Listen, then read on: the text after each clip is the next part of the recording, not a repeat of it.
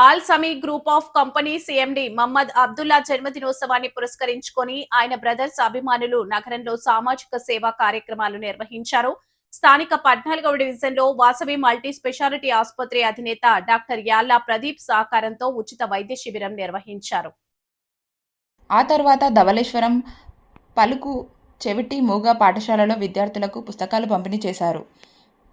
అక్కడి నుంచి నెహ్రూ నగర్ షాదీఖానాకు చేరుకొని మైనార్టీ విద్యార్థులకు భోజనాలు వడ్డించారు. జిల్లా ప్రభుత్వాసుపత్రి వద్ద రోగులకు వారి సహాయకులకు భోజనాలు వితరణ చేయడం జరిగింది.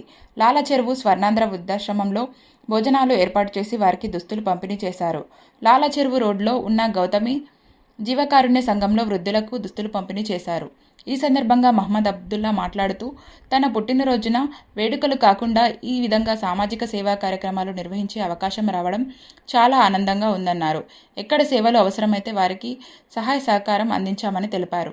ఈ కార్యక్రమ నిర్వహణకు సహకరించిన తన సోదరులు, అభిమానులు, అనుచరులకు కృతజ్ఞతలు తెలిపారు. మీడియా మిత్రులందరికీ నా నమస్కారం. నా ఫ్రెండ్స్, నా తమ్ముళ్ళు అందరూ కలిసి ప్రతి సంవత్సరంలాగే ఈ సంవత్సరం కూడా నా పుట్టినరోజుని ఘనంగా ఏర్పాటు చేశారు.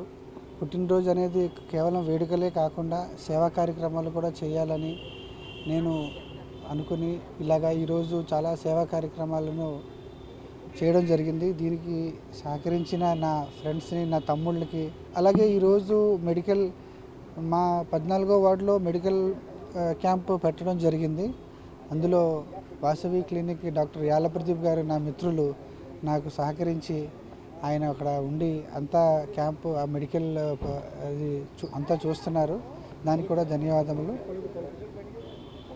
దాని తర్వాత పలుకు అనే ఒక రిమైండ్ ఆఫ్ పిల్లల దానికి వెళ్ళి అక్కడ పుస్తకాలని స్వీట్స్ ఇవ్వడం జరిగింది.